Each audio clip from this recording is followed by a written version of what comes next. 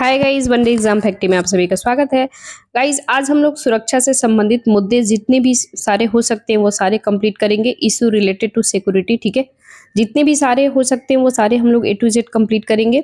आज का video last part होगा इंटरनेशनल रिलेशन का। इसके पहले आर्ट एंड कल्चर पीटी 365, ठीक है, पीटी 365 का आर्ट एंड कल्चर,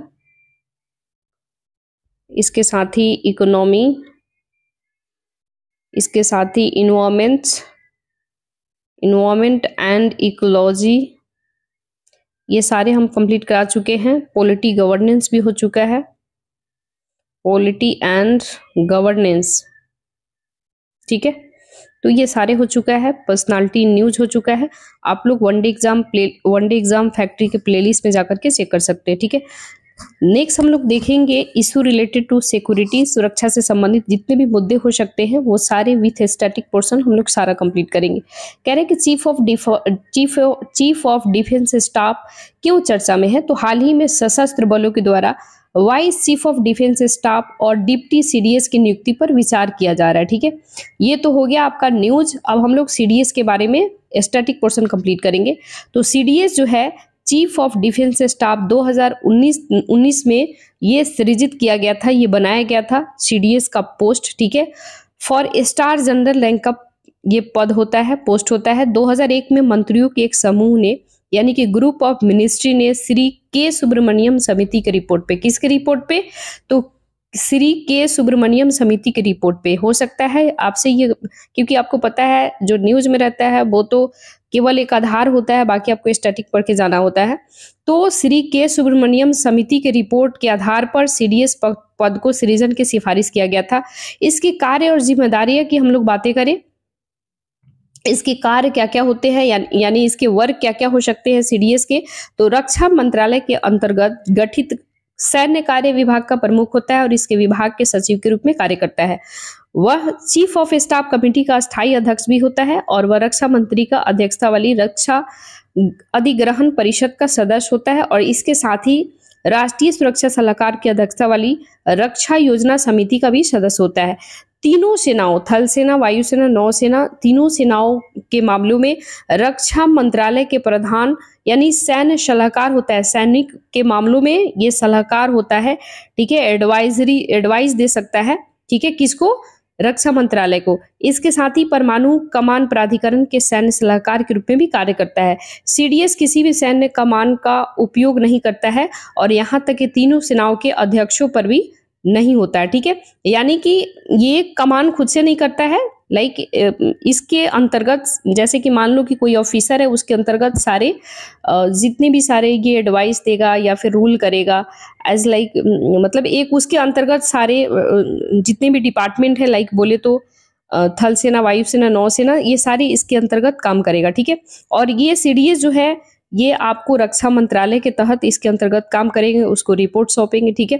एकीकृत थिएटर कमान आईटीसी आखिर है क्या, तो आईटीसी की बातें करें, यानी कि एकीकृत थिएटर कमान जो है ये, इसके बारे में हम लोग बातें करें तो ये थिएटराइजेशन में थल सेना, नौसेना, वायुसेना का एकीकृत त्रिसेवा संगठन बनाया गया है, यानी कि ज्वाइंट है, ये तीनों को ज्वाइंट किया गया है, एक संगठन बनाया गया है और इस संगठन के भौगोलिक क्षेत्र में युद्ध अभियान से संयुक्त ऑपरेशन के लिए जिम्मेदार होता है। यानी कि कहीं पे भी अगर ऑपरेशन चलाना है तो सबको कंबाइन किया जाता है और ऑपरेशन एक पहले रूल रेगुलेशन होता है, पहले से ये लोग प्लान बनाता है, देन ऑपरेशन होता है, ठीक है, ऑपरेशन चलाया जाता है। आंतरिक सुरक्षा से संबंधित कार्यभार भी शामिल होता है।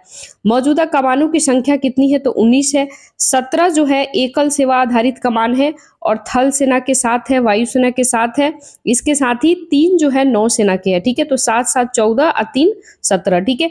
अंडमान निकोबार कमान सामरिक बल कमान त्रिसेना कमान के रूप में कार्य करता है। इसके साथ ही सामरिक बल कमान देश के परमाणु भंडार की जिम्मेदारी भी संभालता है, ठीक है। तो ओवरऑल आपको याद रखना है कि ये जो है सीडीएस चर्चा में है, तो आपको याद रखना है, ठीक है। इसके साथ ही आपको ये भी याद रखना है कि ये किसके अंतर्गत आता है, कौन कौन से वर्क काम करते हैं, कौन से रिपोर्ट, किस रिपोर्ट के आधार पर इसे सृजन किया गया था, तो 2001 में कमिटी बैठा था, 2001 में, ठीक है। तो आपको याद रखना है 2001 में कमिटी बैठा था के सुब्रमण्यम, ठीक है, सुब्रमण्यम, ठीक है, के सुब्रमण्यम की अध्यक्षता में बैठा था, ठीक है, तो ये आपको याद रखना है।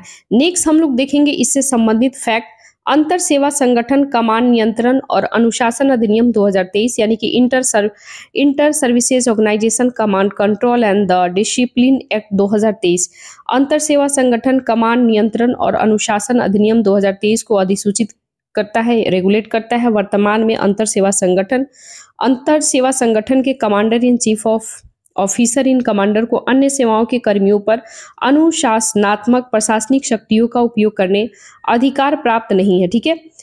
अंतर सेवा संगठन जो है, ठीक है, अंतर सेवा संगठन यानी कि इंटर आईएसओ का मतलब होता है, आईएसओ यानी कि इंटर सर्विस ऑर्गेनाइजेशन जो है ये संयुक्त सेवा कमान सहित सैनिकों का एक निकाय है। संयुक्त बोले तो ज्वाइंट, जैसे थल सेना, वायुसेना, नौसेना तीनों का कंबाइन एक सैनिकों का एक निकाय है, ठीक है। इसे वायु सेना अधिनियम 1950, सेना अधिनियम 1950 और नौसेना अधिनियम 1957, ठीक है। तो एक तो आपको याद रखना है वायु सेना जो है यानी कि एयरफोर्स एक्ट जो है 1950, इसके बाद नौसेना जो है, सॉरी, सेना अधिनियम 1950 दोनों सेम रहेगा। नौसेना जो है नेवी एक्ट जो है ये आपको 1957 याद रखना है। इस अधिनियमों को किन्हीं दो के तहत शासित कर्मी शामिल होते हैं, ठीक है, तो एक्ट आपको याद रखना है। नेक्स्ट हम लोग देखेंगे राष्ट्रीय सुरक्षा परिषद सचिवालय, ये क्यों चर्चा में है?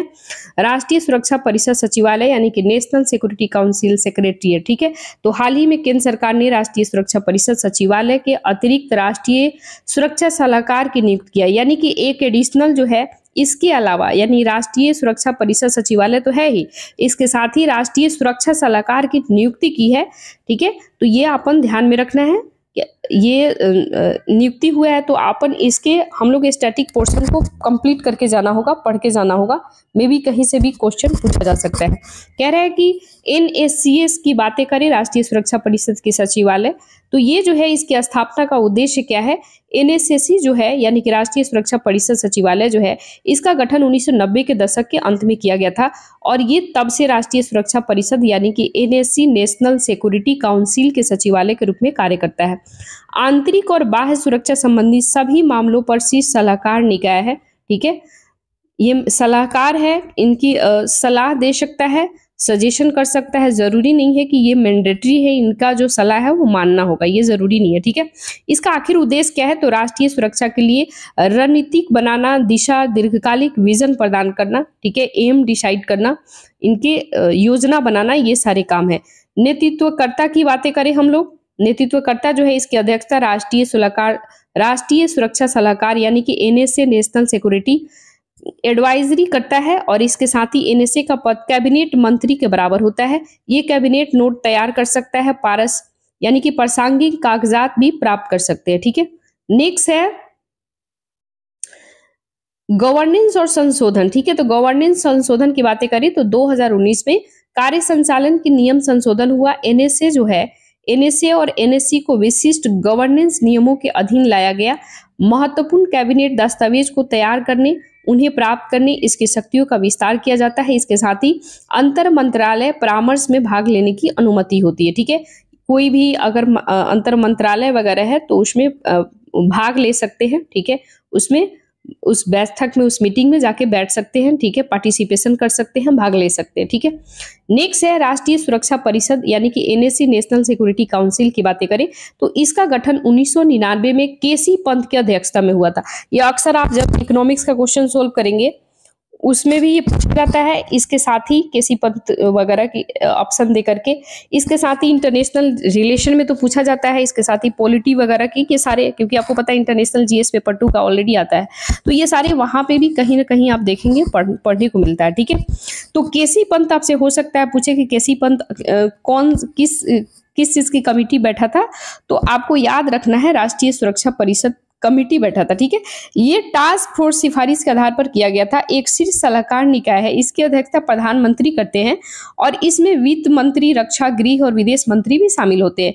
NSC जो है यानी कि नेशनल सिक्योरिटी काउंसिल की बातें करें तो सामरिक नीति यानी कि सामरिक नीति समूह जो होता है, ये एसपीजी और यह राष्ट्रीय सुरक्षा नीति के निर्माण, अंतर मंत्रालयी समन्वय और प्रासंगिक इनपुट के लिए एकीकरण के लिए प्रमुख तंत्र है। इसकी अध्यक्षता एनएसए करती है।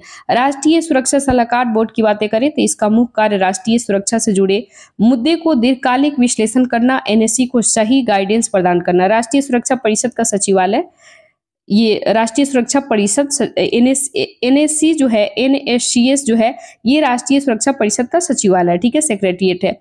नेक्स्ट हम लोग देखेंगे कारगिल युद्ध। कारगिल वॉर क्यों चर्चा में है? तो हाल ही में कारगिल युद्ध में जीत और ऑपरेशन विजय 1999 की सफलता के 25 साल पूरे हो चुके हैं। यानी कि 1999 में जब 1999 में कारगिल वॉर हुआ था, तो ये हालांकि ये डेटा जो है 2024 से 2025, ये 24-25 सारे डेटा इसमें कंबाइन है। तो आपको ओवरऑल एक साल का कम से कम न्यूज पढ़ के जाना है। तो ये 24 के समय ये पब्लिश हुआ था, ऑलरेडी आप लोग द हिंदू में पढ़े होंगे, ठीक है। तो कह रहा है कि कारगिल युद्ध जो है 1999 में हुआ था, उसका 25 साल पूरे हुए हैं, इसलिए चर्चा में है। तो अब हम लोग ऑपरेशन विजय, अक्सर आपसे पूछेगा कि ऑपरेशन विजय किससे रिलेटेड है, तो कारगिल वॉर से रिलेटेड है, 1999 में जो हुआ था, ठीक है। इसका उद्देश्य क्या है? तो भारतीय सेना कारगिल जिले में पाकिस्तानी सैनिकों, आतंकवादियों के घुसपैठ के बचाव में शुरू किया गया था। कारगिल युद्ध की बातें करें तो भारतीय वायुसेना ने ऊंची पहाड़ियों पर तैनात पाकिस्तानी सैनिकों पर हमले और ऑपरेशन सफेद सागर भी शुरू किया गया था, ठीक है।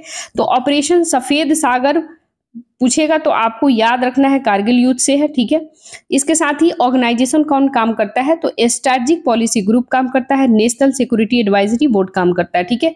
भारतीय नौसेना ने अरब सागर में पाकिस्तानी नौसैनिक गतिविधियों पर नजर रखने के लिए ऑपरेशन तलवार भी शुरू किया गया था, ठीक है। युद्ध के प्रथम स्थान से टोलोलिंग, टाइगर हिल, इसके साथ ही बटालिक द्रास, मस्को घाटी, काक्सर, इसके साथ ही आपको काक्सर भी हो जाएगा, चोरबतल, तो ये चोरबतल ला, ये सारे जो है युद्ध के ये स्थान है। यहाँ से सैनिक जो थे वो वहां पे जाकर के काफी ऊंचे पहाड़ी वगैरह पे, इसके बाद दरा वगैरह होता है, पहाड़ी वगैरह है, जैसे आप देख सकते हैं टोलोलिंग है, टाइगर हिल है, बटालिक द्रास है, यहाँ जाकर के ये युद्ध के स्थान है, ठीक है। वहां पे जाकर के ये लोग युद्ध के लिए रणनीतिक बनाते थे, यहाँ से लड़ते थे, ठीक है। कारगिल विजय दिवस की बातें करें तो 26 जुलाई को ऑपरेशन विजय की सफलता के उपलक्ष्य में मनाया जाता है। कारगिल युद्ध के बाद भारत सरकार ने जुलाई 1999 में कारगिल सीमा समीक्षा समिति की गठित की और रणनीतिक मामलों के परिषद विश्लेषण के सुब्रमण्यम को इस समिति का अध्यक्ष बनाया गया था, ठीक है। तो के सुब्रमण्यम आपको याद रखना है। कारगिल युद्ध जो है पूछेगा कि रिपोर्ट जो है कौन सा रिपोर्ट किसके अध्यक्षता में रिपोर्ट तैयार हुआ था, तो के सुब्रमण्यम, ठीक है। आंतरिक सशक्तिकरण की हम लोग बातें करें, वेपनाइजेशन ऑफ स्पेस की बातें करें, क्यों चर्चा में है? तो रूस ने बाह्य अंतरिक्ष को हथियार मुक्त रखने संबंधी संयुक्त राष्ट्र सुरक्षा परिषद यानी कि UNSC, United nation security council में पेश किए गए हैं ड्राफ्ट रेजोल्यूशन यानी कि मसौदा संकल्प के खिलाफ वीटो का इस्तेमाल किया गया, ठीक है। ये रिजोल्यूशन जो है संयुक्त राज्य अमेरिका, जापान के संयुक्त रूप से प्रस्तावित किया था, ठीक है। अब हम लोग देखेंगे अंतरिक्ष में शांति के लिए महत्वपूर्ण वैश्विक पहल क्या है, यानी कि गवर्नमेंट ने कौन कौन सा इनिशिएटिव लिया है इसके लिए अंतरिक्ष में शांति के लिए, ठीक है। यानी वैश्विक पहल, वैश्विक शब्द का मतलब पूरे वर्ल्ड लेवल पे इसका इनिशिएटिव कौन कौन सा लिया गया था। तो सबसे पहले 1959 में कॉपोश 1959 में स्टार्ट हुआ था। इसके तहत बाह्य अंतरिक्ष के शांतिपूर्ण उपयोग पर समिति बैठी थी, ठीक है। इसके साथ ही हम लोग बातें करें तो 1967 में बाह्य अंतरिक्ष संधि लाया गया था, यानी कि आउटर स्पेस ट्रीटी लाया गया था, जिसके तहत बाह्य अंतरिक्ष में परमाणु हथियार व्यापार, विनाश के किसी भी अन्य हथियारों को तैनात करने पर रोक लगाता है, ठीक है। फिर 1968 में बचाव समझौता लाया गया था, यानी कि रेस्क्यू एग्रीमेंट लाया गया था, जिसके तहत अंतरिक्ष यात्रियों के बचाव, सुरक्षित वापसी के, बाह्य अंतरिक्ष में प्रक्षेपित ऑब्जेक्ट की सुरक्षित वापसी पर समझौता एग्रीमेंट हुआ था, ठीक है। इसके साथ ही 1972 में अंतरिक्ष दायित्व अभिसमय लाया गया था, यानी कि स्पेस लेवलिटी कन्वेंशन लाया गया था, जिसके तहत स्पेस ऑब्जेक्ट का प्रक्षेपण करना। इसके साथ ही देश जो है अपने स्पेस ऑब्जेक्ट के होने वाली क्षति के लिए उत्तरदायी होगी। ठीक है, अगर कोई क्षतिवती होती है तो वो देश इसकी जिम्मेदारी होगी, उत्तरदायी होगी। 1975 जैसे आता है तो 1975 में प्रक्षेपण पंजीकरण अभिसमय लाया जाता है, यानी कि लॉन्च रजिस्ट्रेशन कन्वेंशन लाया जाता है, जिसके तहत संयुक्त राष्ट्र में यानी कि यूनाइटेड नेशन में स्पेस ऑब्जेक्ट का अनिवार्य पंजीकरण कराना हो जाता है, यानी कि आपको रजिस्ट्रेशन जो है अनिवार्य हो जाता है। ठीक है, किसमें? यूनाइटेड नेशन में। कब? 1975 में। ठीक है, 1979 में मून एग्रीमेंट होता है।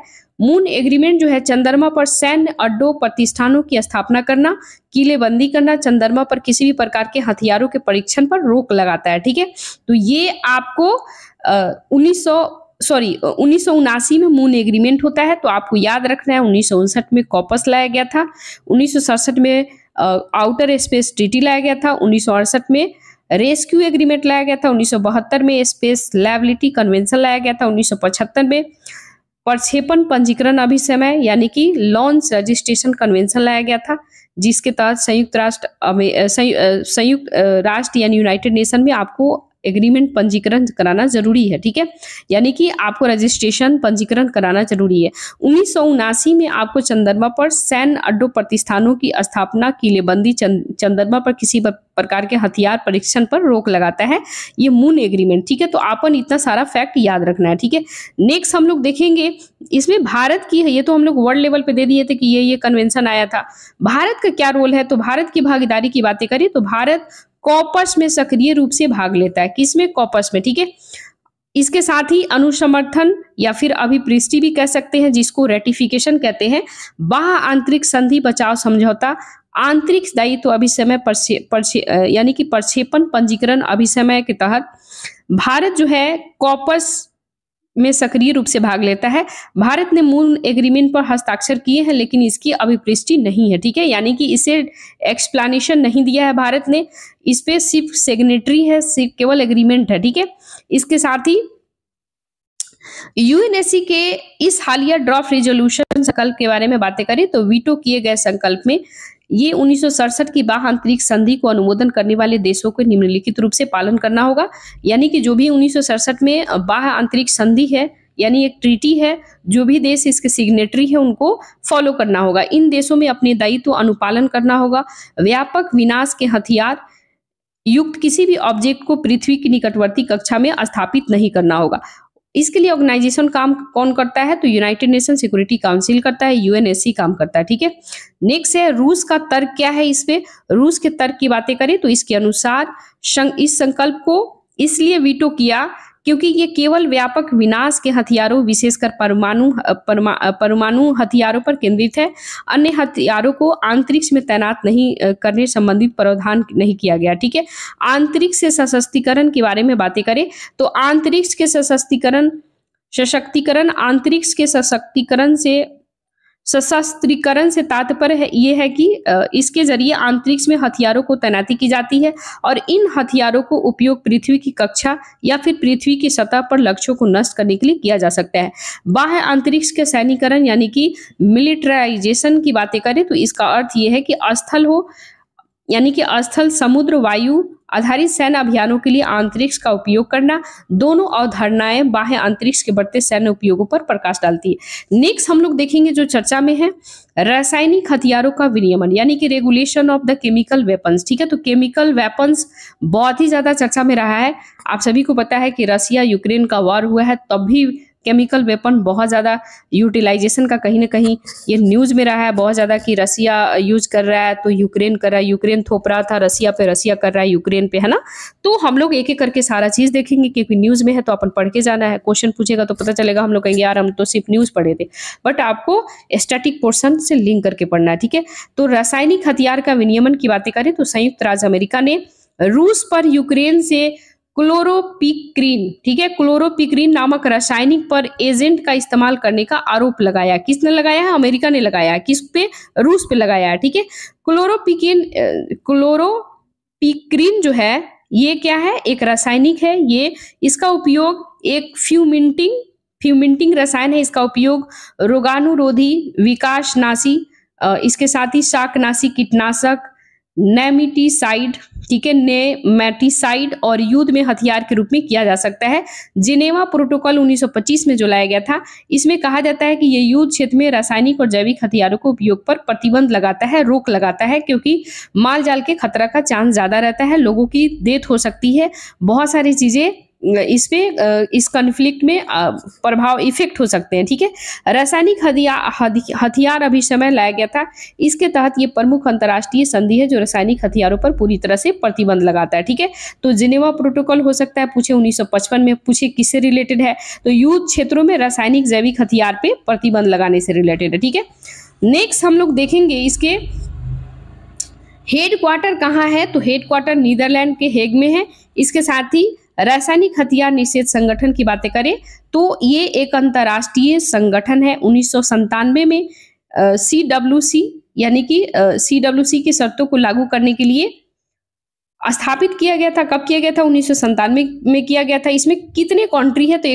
193 कंट्री है। रासायनिक हथियार अभिसमय के सभी सदस्य 193 है। ठीक है, रासायनिक हथियार का विनाश, सीरिया की निगरानी, यानी कि रासायनिक हथियारों का विनाश सीरिया जो है OPCW यानी कि रासायनिक हथियार निषेध संगठन की निगरानी में इसे नष्ट किया गया और लीबिया जैसे देशों में रासायनिक हथियारों को विनाश का सत्यापन किया गया। ठीक है, नोबेल शांति पुरस्कार की बातें करें, इस संगठन को रासायनिक हथियारों का समाप्त करने के व्यापक प्रयासों के लिए 2013 में नोबेल शांति पुरस्कार मिला था। ठीक है, तो नोबेल शांति पुरस्कार किस चीज के लिए मिला था? रासायनिक हथियार को समाप्त करने के लिए मिला था। यानी कि जो भी सारे वेपन्स थे, रासायनिक वेपन्स थे, ये सारे को समाप्त करने के लिए 2013 में नोबेल शांति पुरस्कार मिला था, आपको याद रखना है। नेक्स्ट हम लोग देखेंगे रासायनिक हथियार कन्वेंशन की बातें करें तो ये कब अपनाया गया था? 1992 में अपनाया गया था और 1997 में इसे रेगुलेट किया गया था, लागू किया गया था। इसका आखिर उद्देश्य क्या है? तो उद्देश्य जो है रासायनिक हथियारों को खत्म करना, भविष्य में ऐसे हथियार को इस्तेमाल को रोक करना जिससे कि हमारे जान माल लोगों को खतरा ना हो सके। ठीक है, इसके साथ ही इसके उत्पादन, भंडारण, यानी कि कोई इसके प्रोडक्शन करता है, कोई बनाता है या फिर कोई भंडारण करता है, यानी कि कोई स्टोरेज करके रखता है, उस पर प्रतिबंध लगाता है। ठीक है, इसके साथ ही इसके हस्ताक्षरकर्ता की बातें करें तो वर्तमान में 193 सदस्य देश है, जो ऑलरेडी हम लोग देख चुके हैं। इसके साथ ही इसके प्रावधान क्या क्या है? तो रासायनिक हथियारों का विनाश, सदस्य देशों के सभी रासायनिक हथियारों के भंडार को एक विशिष्ट समय सीमा के भीतर नष्ट करना होगा। सत्यापन की बातें करें तो ये अनुपालन सुनिश्चित करने के लिए विस्तृत सत्यापन उपाय शामिल है। इसमें रासायनिक हथियारों के भंडारण प्रतिष्ठानों और अनुसंधान कार्यक्रमों को निरीक्षण भी शामिल करता है। यानी कि अगर कोई रासायनिक हथियार बनाता है, कोई स्टोरेज करता है, भंडारण करता है, तो उसके ऑब्जर्वेशन किए जा सकते हैं, निरीक्षण किए जा सकते हैं, आपको ध्यान रखना है।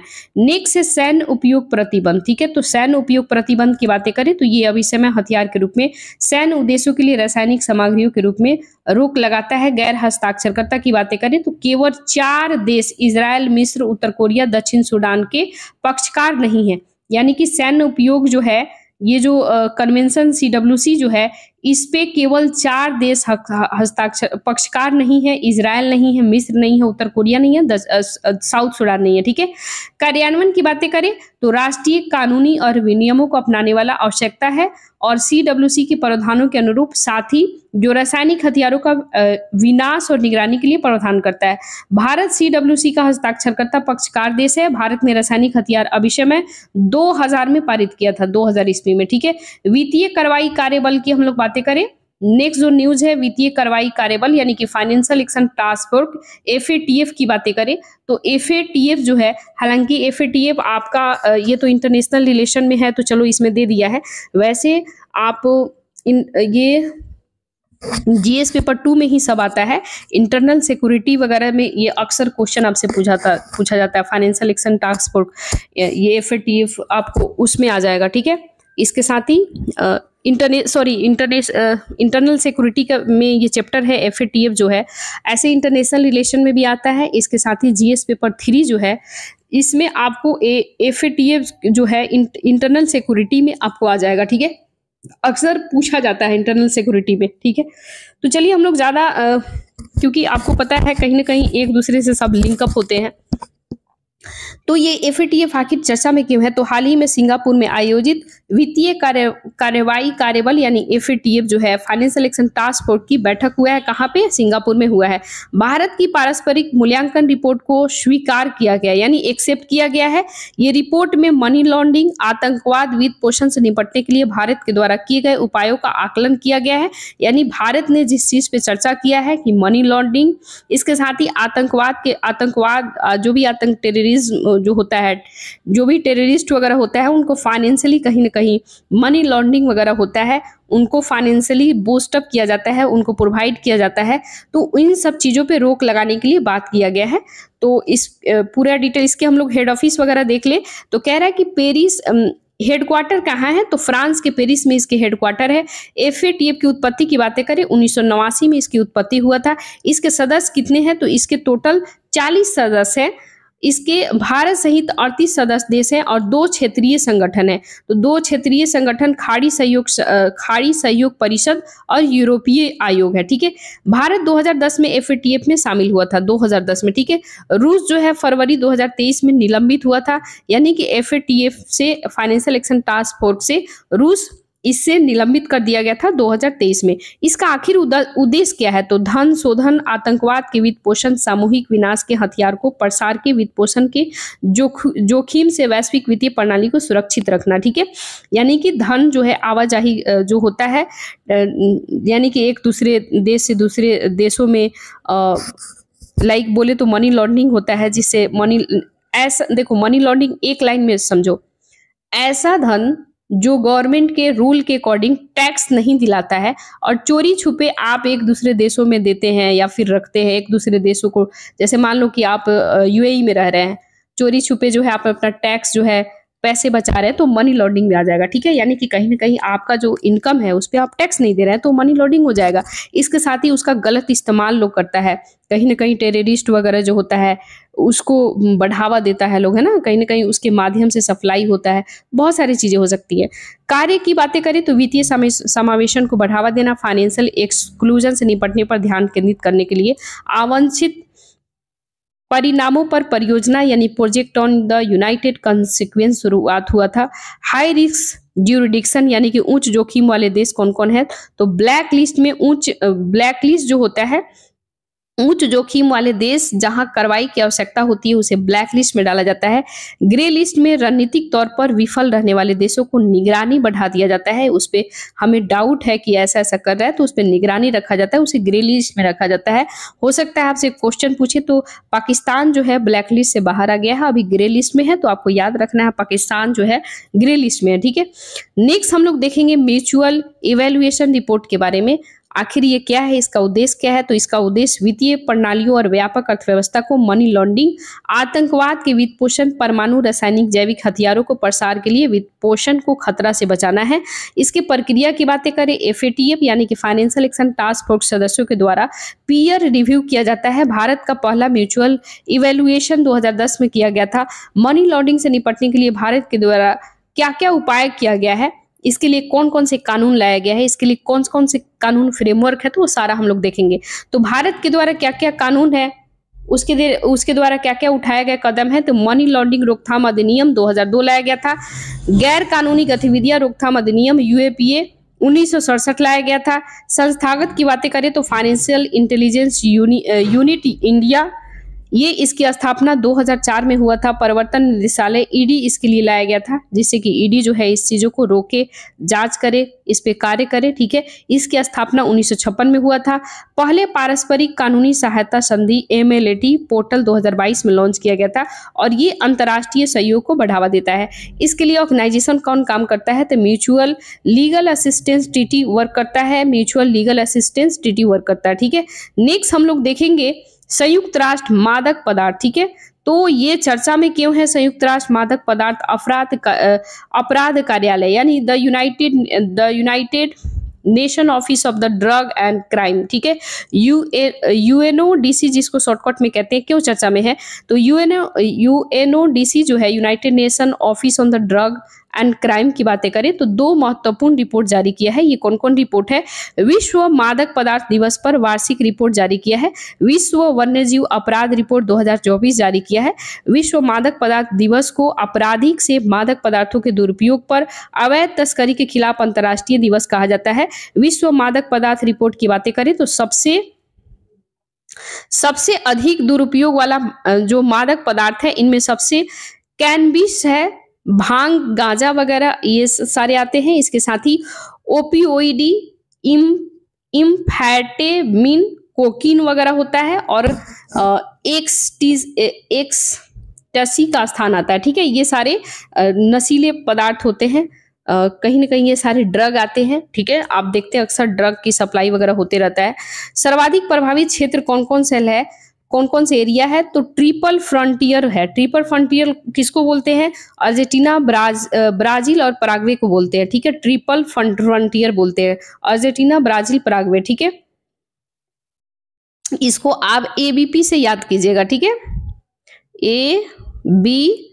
एबीपी न्यूज देखते हैं ना, तो एबीपी न्यूज मतलब एक दिमाग में ओवरऑल सेव कर लेना, एबीपी न्यूज मत बोलना है तो बवाल हो जाएगा। तो एबीपी यानी कि ट्रिपल फ्रंटियर जो है ये काफी ज्यादा, ये जो एरिया है अर्जेंटीना, ब्राजील, पराग्वे, ये काफी क्षेत्र इफेक्टेड एरिया है। किस चीज से? ड्रग से। ठीक है, तो अर्जेंटीना, ब्राजील, पराग्वे, एबीपी याद कर लेना। ठीक है, गोल्डन ट्रायंगल जो है, गोल्डन ट्रायंगल किसे कहा जाता है? तो लाओस, म्यांमार, थाईलैंड को कहा जाता है। ठीक है, लाओस, म्यांमार, थाईलैंड को। ठीक है, अन्य क्षेत्र की बातें करें, गोल्डन क्रिसेंट या फिर डेथ क्रिसेंट, तो डेथ क्रिसेंट जो है वो 3 कंट्री है, अफगानिस्तान, पाकिस्तान, ईरान को। ठीक है, कैनबिस के सेवन को कानूनी बनाना, कैनबिस को कनाडा, उरुग्वे, संयुक्त राज्य अमेरिका 27 अधिकार क्षेत्रों में वैध घोषित कर दिया गया है, यानी कि ये वैलिड घोषित कर दिया गया है 27 क्षेत्रों में। ठीक है, किसके सेवन से? कैनबिस भी एक प्रकार का ड्रग है, लेकिन वहां पे ये 27 ऐसे अधिकार क्षेत्र है जिसमें कनाडा आता है, उरुग्वे आता है, संयुक्त राज्य अमेरिका आता है। ऐसे 27 ऐसे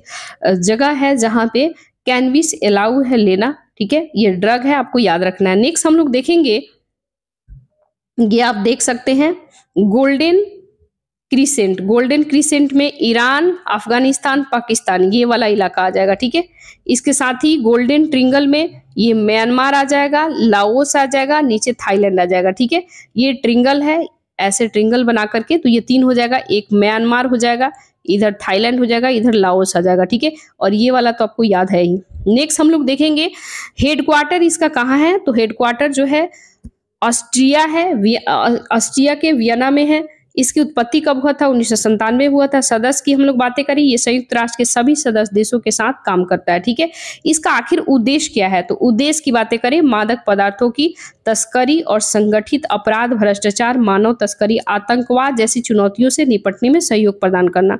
UNTOC जो है ये भ्रष्टाचार के खिलाफ संयुक्त राष्ट्र अभिसमय जैसे अंतर्राष्ट्रीय अभिसमय का समर्थन करता है। ठीक है, इसके लिए एनुअल रिपोर्ट जो है वर्ल्ड ड्रग डे ये पब्लिश करता है, तो आपको याद रखना है।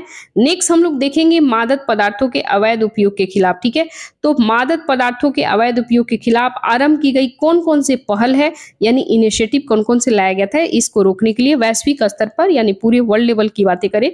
1946 में commission on the narcotics drugs, यानी CND इसको शॉर्टकट बोलते हैं, commission on the narcotics drug की स्थापना किया गया था 1946 में। ठीक है, संयुक्त राष्ट्र आर्थिक सामाजिक परिषद के संकल्प के द्वारा पारित हुआ था।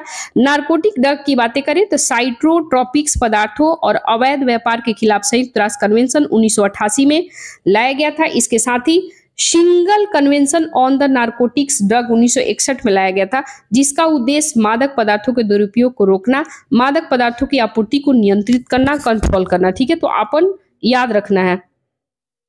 नेक्स्ट हम लोग देखेंगे भारत में इनिशिएटिव क्या क्या लाया गया है, तो सामाजिक न्याय और अधिकारिता मंत्रालय पूछेगा तो आपको ये बहुत इंपॉर्टेंट है, और कुछ याद रखना नहीं रखना, ये सारा मंत्रालय जो है याद रखना, क्योंकि अक्सर जो है यूपीएससी का PY क्वेश्चन देखेंगे तो अक्सर मंत्रालय रिलेटेड हमेशा पूछा जाता है। ठीक है, तो सामाजिक न्याय और अधिकारिता मंत्रालय के तहत ये काम करता है। नशा मुक्ति भारत अभियान चलाया गया था। इसके साथ ही नारकोटिक ड्रग और साइकोट्रॉपिक पदार्थ अधिनियम 1985 लाया गया था। अवैध दवाओं को अंतर्राष्ट्रीय शिपमेंट को रोकने के लिए अमेरिका के सहयोग से ऑपरेशन ब्रॉडर एसवर्ड लाया गया था। ठीक है, नेक्स्ट हम लोग देखेंगे इससे रिलेटेड फैक्ट। कह रहे हैं कि इंटरनेशनल नारकोटिक कंट्रोल बोर्ड जो है ये भारत में जगजीत पवड़िया को आईएनसीबी के लिए फिर से निर्वाचित किया गया है। उनका तीसरा कार्यकाल है 2025 से 2030 तक। ठीक है, रिसेंट वाला है इनका, मतलब ये तीसरा कार्यकाल है। आईएनसीबी की बातें करें, इसकी उत्पत्ति 1968 में हुआ था। सदस्य इसमें कितने हैं, तो 13 सदस्य। सदस्यों का चुनाव संयुक्त राष्ट्र आर्थिक सामाजिक परिषद 5 वर्षों के लिए करती है। इसके कार्यकाल के लिए क्या क्या स्रोत हो सकते हैं, तो नारकोटिक ड्रग पर सिंगल कन्वेंशन 1961 लाया गया था। साइकोट्रोपिक पदार्थों की कन्वेंशन 1971 लाया गया था। नारकोटिक ड्रग साइकोट्रोपिक पदार्थों को अवैध तस्करी के खिलाफ संयुक्त राष्ट्र कन्वेंशन 1988 लाया गया था। ठीक है, नेक्स्ट हम लोग देखेंगे, ये हम लोग नेक्स्ट वीडियो में हम लोग देखते हैं। जब तक के लिए जय हिंद जय भारत गाइस, मिलते हैं फिर नेक्स्ट वीडियो में। Bye bye.